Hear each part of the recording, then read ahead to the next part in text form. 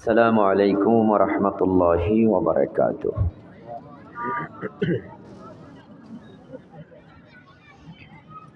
الحمد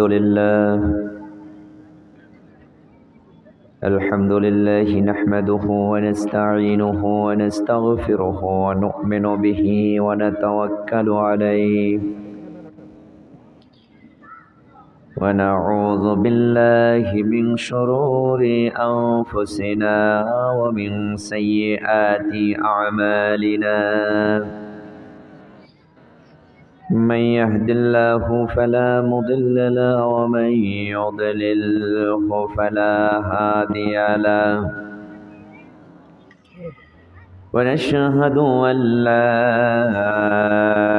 إله إلا الله وحده لا شريك له.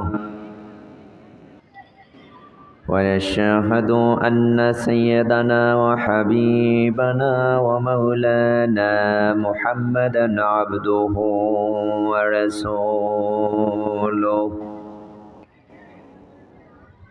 الذي أرسل رسوله بالحق بشيرا ونذيرا وداعيا إلى الله بإذنه وسراجا منيرا. فقد قال الله تعالى في كلامه المجيد والفرقانه الحميد: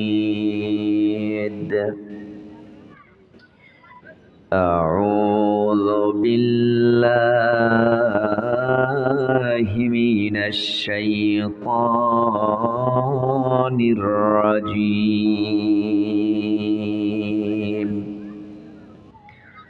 بسم الله الرحمن الرحيم.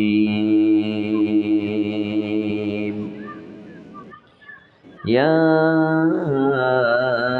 أيها الرسول بلغ ما أنزل إليك من ربك وإن لم تفعل فما بلغت رسالته والله يعصمك من الناس إن الله لا يهدي القوم الكافرين.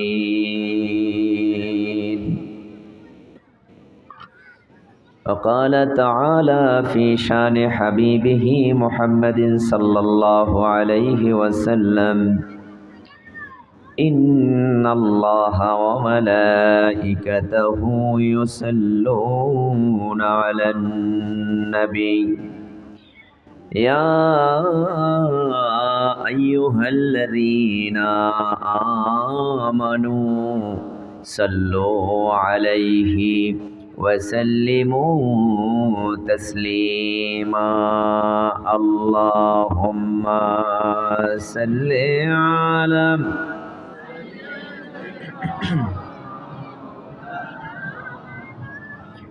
وعلى آل سيدنا مولانا محبت پرون اللهم صل على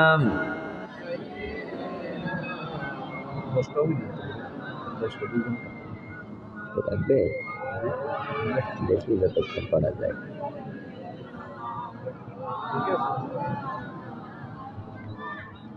লা ইলাহা ইল্লাল্লাহ লা ইলাহা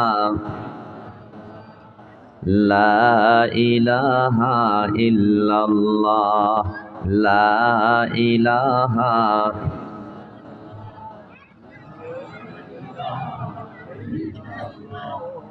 লা ইলাহা ইল্লাল্লাহ লা ইলাহা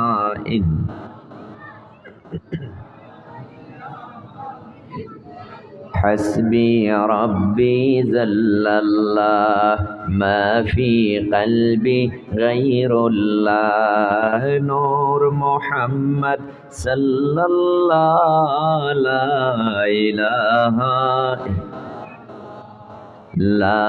إله إلا الله لا إله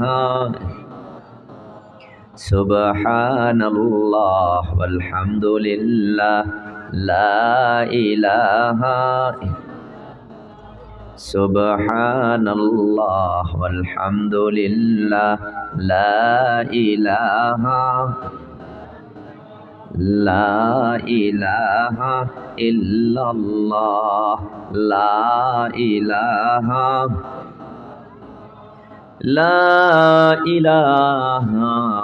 إلا الله محمد رسول الله সাল্লাল্লাহু আলাইহি ওয়াসাল্লাম।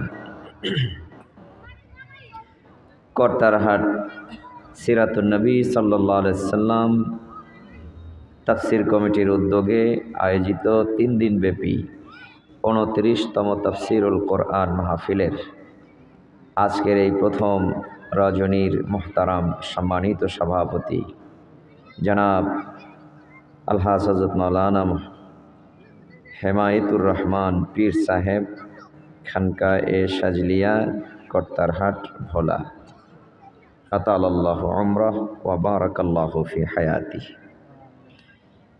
সম্মানিত হযরত উলামায়ে কেরাম, মুরব্বিয়ানে আযম, যুবক ভাইয়েরা, কচিকাঁচা নাবালিগ শিশুরা সহ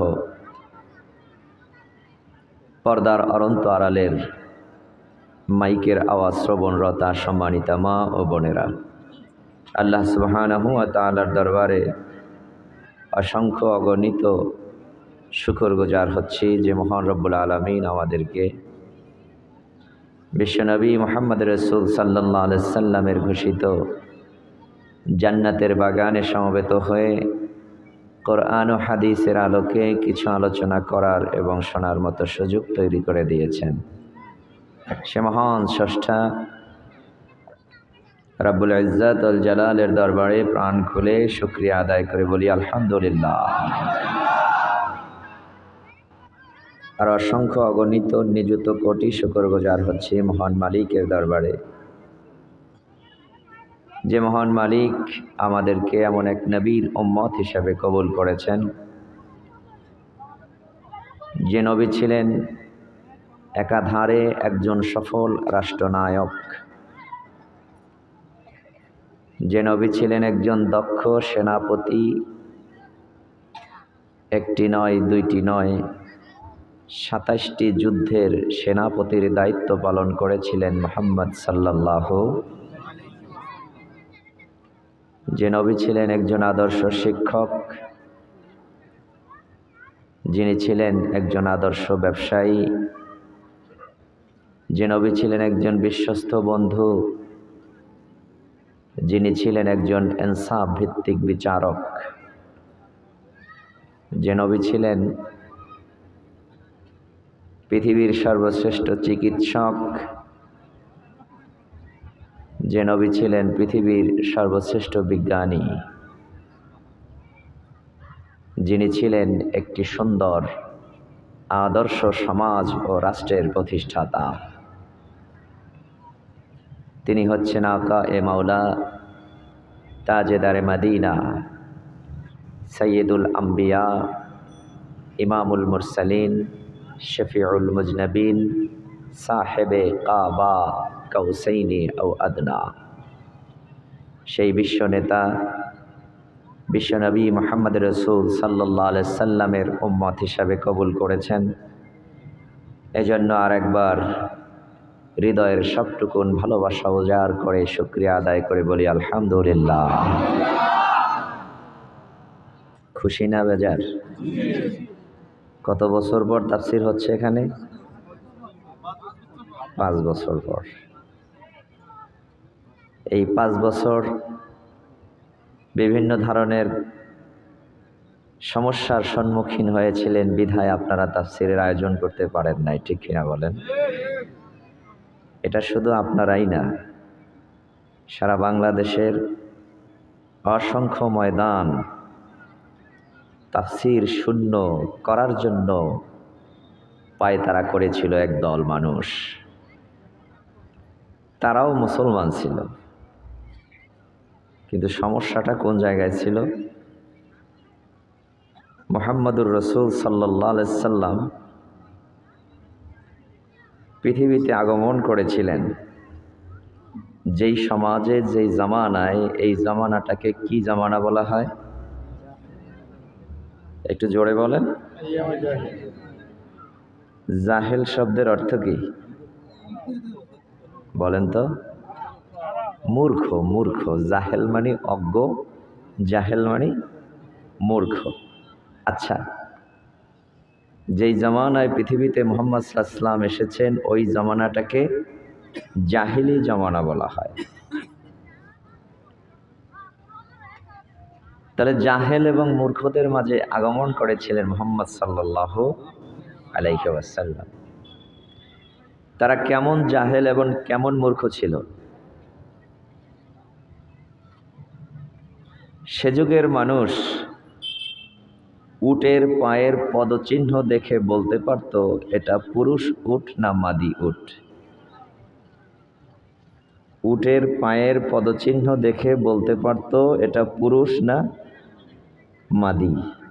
বলেন তো, আপনারা কেউ পারবেন গরুর পায়ের পদচিহ্ন দেখে বলতে যে এটা বলদ গরু না মহিলা গরু? তাহলে আমগোছে তারা জাহেল নাকি? তারা কি আমগোছে মূর্খ? হ্যাঁ, তারা উটের পায়ের পদচিহ্ন দেখে বলতে পারতো এটা পুরুষ না মহিলা। আপনি আমি পারি না। সে যুগে মুহাম্মদুর রাসূলুল্লাহ সাল্লাল্লাহু আলাইহি সাল্লাম মক্কা থেকে হিজরত করে মদিনায় গেলেন। মদিনায় রাসূল সাল্লাল্লাহু আলাইহি সাল্লামকে সুস্থে থাকতে দিবে না। এই কাফের মুশরিকগুলো এদিক সেদিক থেকে গুতাগুতি করতেছে। তো মুসলমানদের সঙ্গে যুদ্ধ হবে, বদরের যুদ্ধ। আল্লাহর রসুল 2 জন সাহাবীকে পাঠালেন, যাও বদর প্রান্তরটা একটু পরিদর্শন করে আসো, যেখানে কাফেরদের সঙ্গে আমাদের লড়াই হবে। 2 জন সাহাবী সেখানে চলে আসলেন উটের পিঠে সওয়ার হয়ে। একটু উঁচু জায়গায় উটটাকে রেখে ওই 2 সাহাবী বদর প্রান্তটা ঘুরে ঘুরে দেখলেন এবং বদরের কূপের কাছে এসে কিছু পানি সংগ্রহ করে সেখান থেকে তারা বিদায় নিয়ে চলে গেলেন। ঠিক কিছুক্ষণ পরে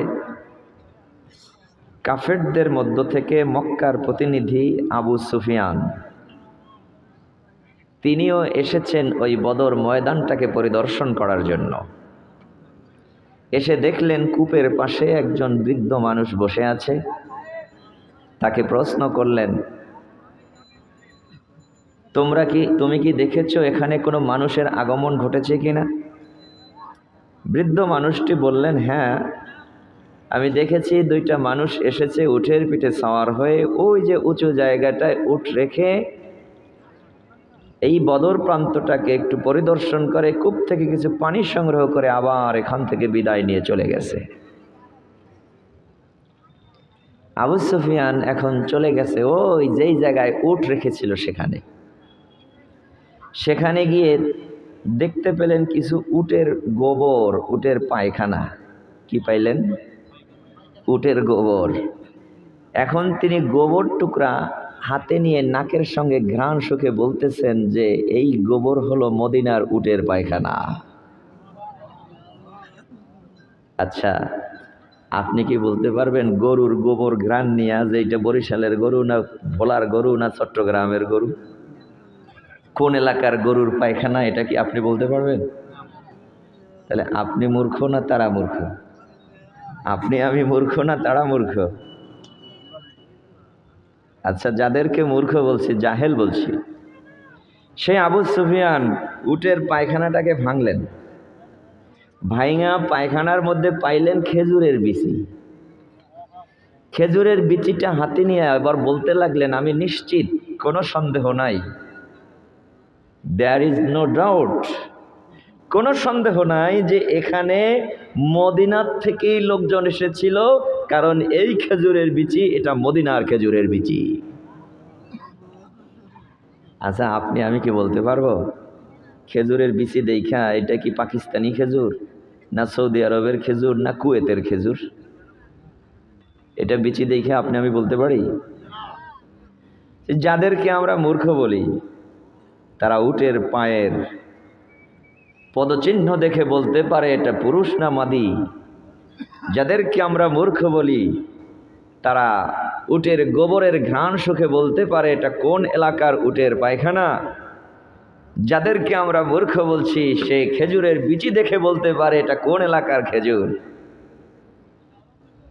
এত জ্ঞান তাদের মধ্যে থাকা সত্ত্বেও তারা মূর্খ, তারা জাহেল। কেন? কারণ হচ্ছে এদের মাঝে দুনিয়ার পার্থিব বিদ্যা, পার্থিব জ্ঞানে তারা সমৃদ্ধ ছিল, কিন্তু এদের মাঝে আল্লাহর প্রদত্ত ওহীর কোনো জ্ঞান ছিল না। আল্লাহ প্রদত্ত কোরআনের বা ওহীর কোনো জ্ঞান তাদের মাঝে ছিল না। এজন্য তারা যত বড় জ্ঞানী হোক আর শিক্ষিত হোক না কেন, তারা মূলত মূর্খ, তারা মূলত জাহেল। এজন্য আমাদের সমাজে অনেক মানুষ আছে যারা অনার্স, মাস্টার্স, বিদেশ থেকে ডিগ্রি অর্জন করে এসেছে। সে মানুষগুলো কিন্তু অকপটে স্বীকার করে, হুজুর আমরা হলাম জেনারেল শিক্ষিত মূর্খ মানুষ। জেনারেল শিক্ষিত মূর্খ মানুষ, এ কথাটা তারা স্বীকার করতে দ্বিধা বোধ করে না। তাহলে এ কথা দ্বারাও বোঝা যায় যে একমাত্র কোরআনের জ্ঞান হলো প্রকৃত জ্ঞান, বাকি যত জ্ঞান আছে এই জ্ঞান হলো জাহলিয়াতের জ্ঞান। এই জ্ঞান দ্বারা সে কখনো নিজেকে শিক্ষিত দাবি করতে পারে না। এজন্য ডক্টর মোহাম্মদ শহীদুল্লাহ, নাম শোনেন নাই? পৃথিবীর সর্বশ্রেষ্ঠ ভাষাবিদ ছিলেন, 24টা ভাষার পণ্ডিত ছিলেন ডক্টর মোহাম্মদ শহীদুল্লাহ। তিনি যখন কোনো শিক্ষিত সমাজ, শিক্ষিত মানুষের মাঝে বসতেন, তখন এই শিক্ষিত মানুষদের মাঝে আলাপ আলোচনার করার সময় তিনি বলতেন, শোনো, তোমরা সবাই শিক্ষিত পণ্ডিত, এটা আমি স্বীকার করি, কিন্তু তোমাদের মাঝে কোরআনের জ্ঞান নাই, এজন্য তোমরা সবাই মূর্খ পণ্ডিত। তাহলে কোরআনের জ্ঞান হচ্ছে প্রকৃততম জ্ঞান।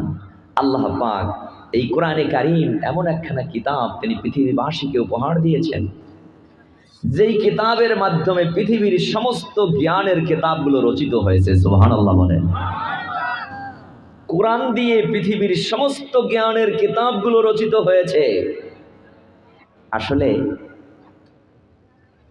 আমরা তো কোরআন নিয়ে চিন্তা করি না, কোরআন নিয়ে গবেষণা করি না, অথচ আল্লাহ পাক কি বলেছেন জানেন? আল্লাহ পাক বলেছেন, আফালা ইয়াতাদাব্বারুনাল কোরআন। এই পৃথিবীর মানুষ, তোমাদের কি হলো? তোমরা যে একটু কোরআন নিয়ে গবেষণা করো না? আফালা ইয়াতাদাব্বারুনাল কোরআন, কি হলো তোমাদের? তোমরা কি একটু কোরআন নিয়ে চিন্তা ভাবনা করতে পারো না? একটু কি গবেষণা করতে পারো না? আম আলা কুলুবিন আকফালুহা, নাকি তোমাদের অন্তরে তালা লাগিয়ে দেওয়া হয়েছে? কি বলেছেন? তালা, তালা। তোমাদের অন্তরে কি তালা লাগায় দেওয়া হয়েছে? তোমরা কি একটু কোরআন নিয়ে চিন্তা করতে পারো না? একটু কোরআন নিয়ে কি গবেষণা করতে পারো না? যদি তুমি কোরআন নিয়ে চিন্তা করো, গবেষণা করো, তাহলে জেনে রাখো আমি আল্লাহ তোমাদেরকে জানায় দিচ্ছি, ওমা মিন গাইবাতিন ফিস সামাই ওয়াল আরদ ইল্লা ফি কিতাবিম মুবিন। আসমান এবং জমিনের মধ্যে এমন কোনো গোপন বিষয় নাই, এমন কোনো অদৃশ্য বিষয় নাই যেটা মানুষের প্রয়োজন হবে, অথচ আমি আল্লাহ তার দিক নির্দেশনা এই কোরআনে কারীমের মধ্যে বর্ণনা দেই না। কোনটা খুঁজবেন? সব সমস্যার সমাধান দিতে পারে, জোরে বলেন। এটা তো আমরা শুধু মুখেই বলি, একটু চিন্তা ভাবনা করলাম না যে কোরআন কি সমাধান দিতে পারে? পারে কি পারে না এই চিন্তা ভাবনা আমাদের মধ্যে নাই। এক সময় মানুষেরা, মুসলমানেরা এটা চিন্তা করেছে এবং গবেষণা করেছে। কারণ কোরআনে কারিমে আল্লাহ পাক বলছেন, আল্লাযীনা ইয়াযকুরুনাল্লাহা কিয়ামান ওয়া কুউদান ওয়া আলা যুনুবিহিম ওয়া ইয়াতাফাক্কারুনা ফি খালকিস সামাওয়াতি ওয়াল আরদ। আল্লাহ বলছেন, আল্লাযীনা যাহারা ইয়াযকুরুনাল্লাহ, আল্লাহর জিকির করে, আল্লাহর জিকির করে। এই জিকির করনেওয়ালা মানুষগুলো কিয়ামান ওয়া কুউদান ওয়া আলা যুনুবিহিম, দাঁড়িয়ে, বসে এবং শায়িত অবস্থায়, দাঁড়িয়ে, বসে এবং শায়িত অবস্থায় যেই মানুষগুলো আল্লাহর জিকির করে, এই জিকির করনেওয়ালা মানুষদের জন্য আরো একটা ডিউটি আল্লাহ দিয়েছেন, সেটা হলো ওয়া ইয়াতাফাক্কারুন, তারা একটু ফিকির করবে, চিন্তা করবে, গবেষণা করবে। কি নিয়ে? ফি খালকিস সামাওয়াতি ওয়াল আরদ, কিভাবে এই বিশাল আসমান, কিভাবে এই বিশাল জমিন এটা সৃষ্টি হয়েছে, আল্লাহর সৃষ্টির রহস্য নিয়েও তারা চিন্তা করবে এবং গবেষণা করবে। কিন্তু দুঃখের বিষয়, আমরা যারা কোরআন নিয়ে আছি, তারা বিজ্ঞান নিয়ে আমাদের কোনো চিন্তা নাই, গবেষণা নাই। আবার যারা বিজ্ঞান নিয়ে চিন্তা এবং গবেষণা করে, তাদের মধ্যে কোরআনের কোনো জ্ঞান নাই। বুঝতে পারছেন? যারা বিজ্ঞান নিয়ে গবেষণা করে, তাদের মাঝে কোরআনের জ্ঞান নাই। কিন্তু আমরা যারা কোরআন নিয়ে গবেষণা করি, আমাদের মাঝে বিজ্ঞানের কোনো জ্ঞান নাই। যদি থাকতো, তাহলে এই কোরআনে কারিমের মধ্যে আল্লাহ পাক 700 বিজ্ঞানসম্মত আয়াত নাজিল করেছেন। কয়টা আয়াত? 700 বিজ্ঞানসম্মত আয়াত। এই 700 আয়াতের মধ্যে 1100 আছে বিজ্ঞানের তথ্য। পৃথিবীর মানুষেরা গবেষণা করে করে মাত্র 99টা তথ্য আবিষ্কার করেছেন। এখনো 1001টা তথ্য কোরআনে কারিমের মধ্যে রয়েছে, যাহা মানুষ আজ পর্যন্ত আবিষ্কার করতে সক্ষম হয় নাই। এজন্য এই পৃথিবীতে যতগুলো জ্ঞানের কিতাব আছে, সমস্ত জ্ঞানের কিতাবগুলো এক সময় মুসলমানেরা কোরআন গবেষণা করে করে তারপরে রচনা করেছে।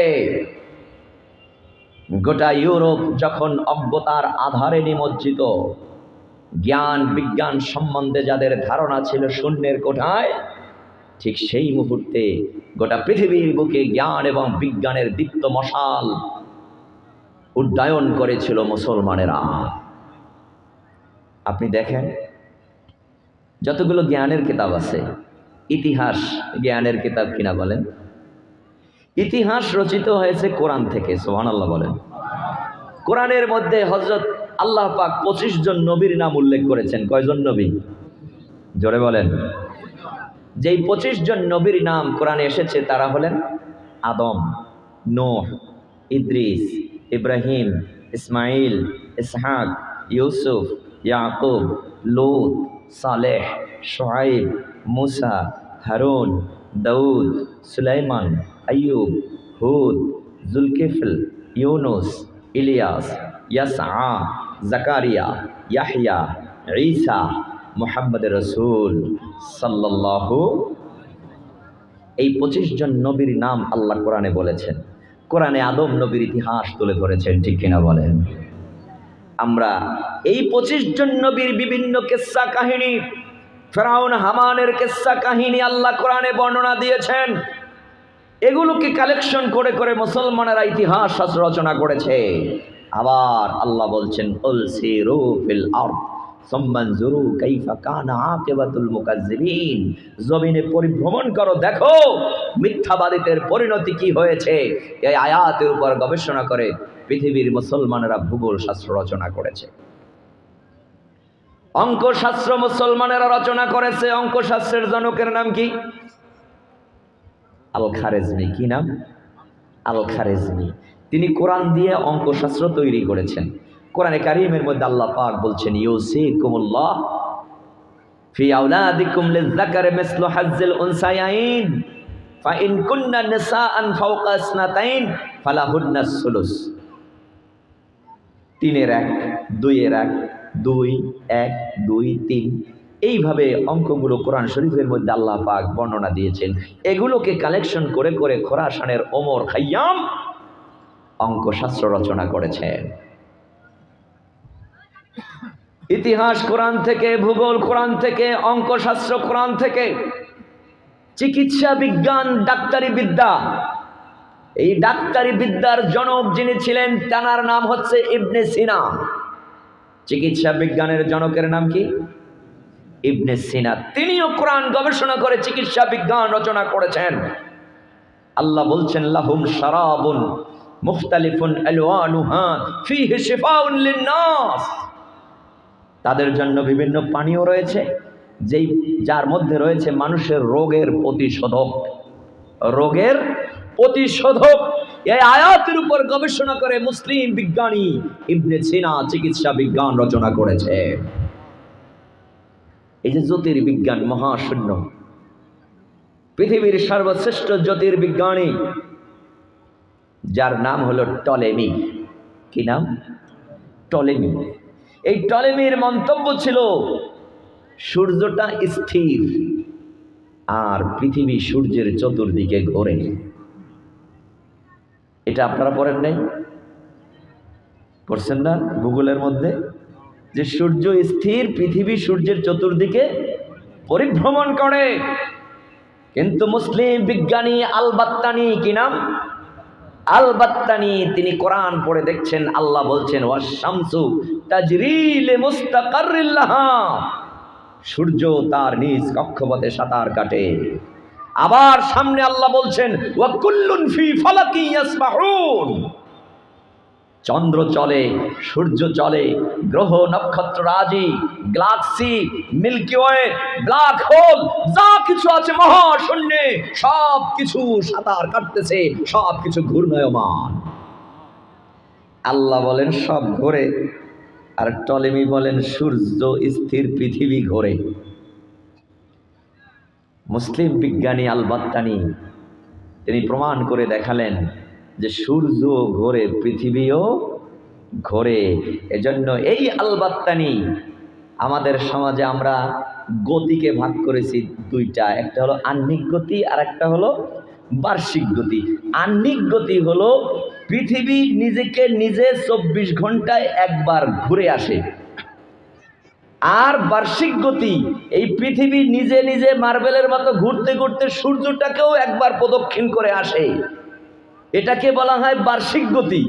এখন মুসলিম বিজ্ঞানী আল-বাত্তানি এমন এক নির্ভুল তথ্য পৃথিবীবাসীকে উপহার দিয়েছেন যেটা কিয়ামত পর্যন্ত প্রতিষ্ঠিত থাকবে, আর তা হচ্ছে বছর হয় 365 দিন, 5 ঘন্টা 46 মিনিট 24 সেকেন্ডে হয় এক বছর। 365 দিন, 5 ঘন্টা 46 মিনিট 24 সেকেন্ডে হয় এক বছর। এই নির্ভুল তথ্য পৃথিবীবাসীকে যিনি দিয়েছেন তিনি হচ্ছেন মুসলিম বিজ্ঞানী আল-বাত্তানি। আপনি এই পৃথিবীতে যতগুলো জ্ঞানের কিতাব বলেন, রসায়ন শাস্ত্র, এই রসায়ন শাস্ত্রের জনক হলেন জাবেদ ইবনে হাইয়ান। এভাবে যতগুলো জ্ঞানের কিতাব আছে, প্রত্যেকটা জ্ঞানের কিতাব মুসলমানেরা কোরআন গবেষণা করে রচনা করেছে। কিন্তু সেই মুসলমানদের কোরআন থেকে আহরিত জ্ঞান, মুসলমানদের কোরআন থেকে আহরিত জ্ঞান ইহুদি এবং খ্রিস্টানেরা চুরি করে আজ তারা পৃথিবীর বুকে মাতুব্বরি করছে। কিন্তু মুসলমানেরা এই কোরআন ছেড়ে দিয়ে আলস্য এবং বিলাসিতায় জীবন যাপন করার কারণে আজ এই মুসলমানেরা পৃথিবীর বুকে নিষ্পেষিত হচ্ছে, নির্যাতিত হচ্ছে, আজ বাতিল কাফের মুশরিকদের গোলামি করতেছে। সম্মানিত ভাইয়েরা আমার, সুতরাং কোরআনে কারীম হচ্ছে এমন একখানা কিতাব যেই কিতাব হচ্ছে সকল জ্ঞানের মূল উৎস। সুবহানাল্লাহ বলেন। আল্লাহ পাক এই কোরআনে কারীম মুহাম্মাদুর রাসূলুল্লাহ সাল্লাল্লাহু আলাইহি ওয়াসাল্লামের কাছে নাজিল করেছেন। সুবহানাল্লাহ বলেন। মুহাম্মদ সাল্লাল্লাহু আলাইহি ওয়াসাল্লামের কাছে কোরআন নাজিল করে আল্লাহ একটা দায়িত্ব দিয়েছেন। ও বন্ধু, কোরআন লিখেছি আমি আল্লাহ। কোরআন লিখেছেন কে? জোরে বলেন। আল্লাহ বলছেন আনজালাহু বিইলমিহি ওয়াল মালাইকাতু ইয়াশহাদুন ওয়া কাফা বিল্লাহি শাহীদা। আল্লাহ বলেন আনজালাহু বিইলমিহি, আমি আমার নিজের জ্ঞান দিয়া কোরআন লিখেছি। কার জ্ঞান? ওয়াল মালাইকাতু ইয়াশহাদুন, ফেরেশতারা সাক্ষী দেয়। ওয়া কাফা বিল্লাহি শাহীদা, তবে সাক্ষী হিসেবে আল্লাহই যথেষ্ট। সুবহানাল্লাহ বলেন।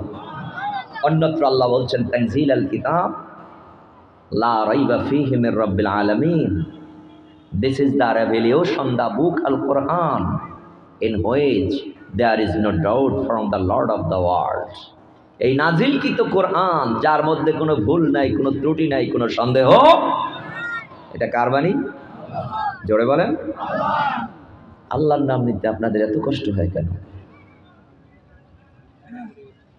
বিষয়টা কি জানেন? কষ্ট হওয়ার পিছনে কারণ আছে। কারণ হইল আল্লাহর নামের স্লোগান আমরা ছোটবেলায় দিছি, দীর্ঘ 15 বছর রাস্তায় ঠিকভাবে দিতে পারি নাই। এই না পারার কারণে ঘর যদি তালা দেওয়া থাকে 15 বছর, এখন তালা খুইলে যদি ঘরের দরজায় ধাক্কা দেন, কবজা ভাঙা নিচে পড়বে কিনা বলেন? এই তালা দেওয়া আমাদের হৃদয়। এখন আমরা তালা খুলে ফেলেছি, ঠিক কিনা বলেন? জোরে আল্লাহর নাম নেওয়া যাবে না?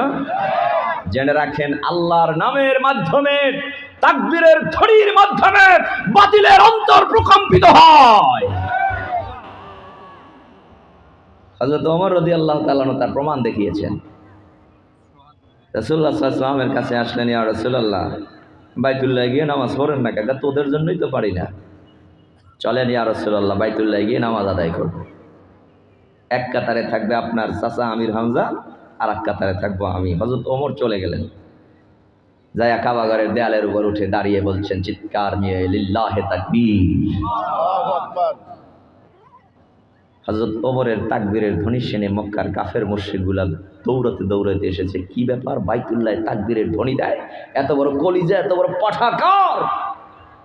কুকুরের মতো দৌড়াতে দৌড়াতে এসে তাকিয়ে দেখছে হযরত ওমর তাকবীরের ধ্বনি দিচ্ছে। সব থমকে দাঁড়িয়েছে, সামনে আর এগুতে সাহস পায় না। কুত্তার মতো এসে বিড়ালের মতো আস্তে লেজ বাঁকা করে আবার দৌড়ায় চলে গেছে। হযরত ওমর সেদিন ঘোষণা দিয়েছিলেন, শোনো, কেউ যদি তার স্ত্রীকে বিধবা করতে না চাও, আর সন্তানকে যদি এতিম করতে না চাও, সাবধান, ওমরের সামনে কেউ দাঁড়াবে না। সব ভয়তে দৌড়াতে দৌড়াতে আবু জাহেলের কাছে গেছে। আবু জাহেল, ওমরের কই পাঠাইছিলা? পাঠাইছিলাম তো মুহাম্মাদের মাথা আনতে। তুমি তো পাঠাইছো মুহাম্মাদের মাথা আনতে, এখন ওমর তো তাকবীরের ধ্বনি দেয়। ওমর বলেছে কি জানো? যদি স্ত্রীকে বিধবা করতে না চাও, সন্তানকে যদি এতিম করতে না চাও, সাবধান, ওমরের সামনে আসবা না। আবু জাহেল কয়, তোমরা কি করেছো? কয়, ভয়তে চলে আসছি। লোকজন কয়, আবু জাহেল তাড়াতাড়ি ওমরের থামাও, ওমরের ঠেকাও। আবু জাহেল কয়, তোদের অন্তরে যেই ভয় আছে ওই ভয় আমার অন্তরেও। এজন্য তাকবীরের ধ্বনির মাধ্যমে বাতিলের অন্তর প্রকম্পিত হয়। একটু জোরে তাকবীর দেওয়া যাবে? লিল্লাহি তাকবীর। সবাই দেয় নাই। ওই যে তালা মারা অন্তর, এত সকালে খোলা যায় না। আর একটু জোরে দিতে পারবেন না? লিল্লাহি তাকবীর। পিছন দিয়া এখনো কিছু ফিসফিস আওয়াজ হচ্ছে। এবার গায়ের জোরে যত কণ্ঠে পাওয়ার আছে সমস্ত পাওয়ার দিয়ে আল্লাহকে জানাই দিবেন, আল্লাহ, দীর্ঘ 16 বছর পর্যন্ত তোমার তাকবীরের ধ্বনি আমরা উচ্চ স্বরে প্রচার করতে পারি নাই। এবার তোমাকে আমাদের শরীরের যতগুলো শক্তি আছে, আমার কণ্ঠের সমস্ত পাওয়ার দিয়ে তোমার তাকবীরের ঘোষণা দিচ্ছি, লিল্লাহি তাকবীর। আল্লাহ কবুল করুন, বলেন আমিন। কোরআন এটা কার বাণী? আল্লাহ বলছেন আনজালাহু বিইলমিহি ওয়াল মালাইকাতু ইয়াশহাদুন ওয়া কাফা বিল্লাহি শাহীদা। আমি আমার নিজের জ্ঞান দিয়ে কোরআন লিখেছি। ওয়াল মালাইকাতু ইয়াশহাদুন, ফেরেশতারা সাক্ষী দেয়। ওয়া কাফা বিল্লাহি শাহীদা, তবে সাক্ষী হিসেবে আল্লাহই যথেষ্ট। আল্লাহ বলেন, বন্ধু কোরআন লিখেছি আমি আল্লাহ, আর আমি আপনার কাছে এই কোরআন নাজিল করি। ও বন্ধু, আপনার এখন একটা দায়িত্ব আছে। কি আছে? দায়িত্ব। কি দায়িত্ব? যে আপনি নিজে একা একা কোরআন পড়বেন আর জুজদানে পেঁচায়া ঘরের তাকের উপর রেখে দিবেন। এটা না, একা একা পড়বেন, অক্ষর গুনে গুনে সওয়াব কামাই করবেন। কোরআন এমন একখানা কিতাব যেটা পড়লে পরে অক্ষর গুনে আল্লাহ সওয়াব দান করেন। সুবহানাল্লাহ। পৃথিবীর অন্য কোনো কিতাবের ব্যাপারে একথা বলা হয়নি। নবীজি বলছেন, মান কারাআ হারফাম মিন কিতাবিল্লাহ ফালাহু হাসানাতুন ওয়াল হাসানাতু বিআশারি আমসালিহা লা আকুলু আলিফ লাম মিম হারফুন বাল আলিফু হারফুন লাম হারফুন মিম হারফুন। সুবহানাল্লাহ। নবী বলেন, যে ব্যক্তি কোরআনে কারিমের মধ্য থেকে মান কারাআ হারফাম মিন কিতাবিল্লাহ, আল্লাহর কিতাবের একটা হরফ যে ব্যক্তি তেলাওয়াত করবে, ফালাহু হাসানাতুন, তার জন্য রয়েছে একটা নেকি। কয়টা নেকি? এবার আবার নবী বলছেন, ওয়াল হাসানাতু বিআশারি আমসালিহা, ওই একটা নেকিকে আল্লাহ পাক 10 গুণ বাড়ায় দেন। তাহলে একটা হরফ পড়লে কয়টা নেকি? এবার আরো খোলাখুলি নবী বলেন, লা আকুলু, আমি বলি না আলিফ লাম মিম হারফুন বাল আলিফু হারফুন লাম হারফুন মিম হারফুন। আমার নবী বলেন, আমি বলি না যে আলিফ লাম মিম একটা হরফ, এ কথা আমি বলি না।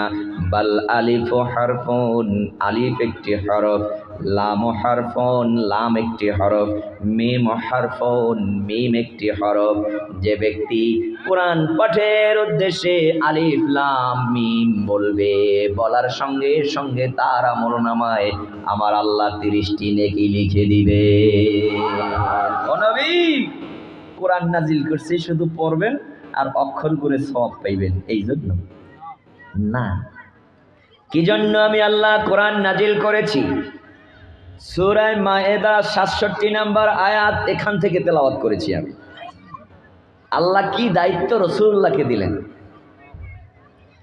আল্লাহ বলেন, ইয়া আইয়ুহার রাসূল বাল্লিগ মা উনজিলা ইলাইকা মির রাব্বিক ওয়া ইন লাম তাফআল ফামা বাল্লাগতা রিসালাতাহু ওয়াল্লাহু ইয়াসিমুকা মিনান নাস। ইয়া আইয়ুহার রাসূল, হে রাসূল, হে রাসূল।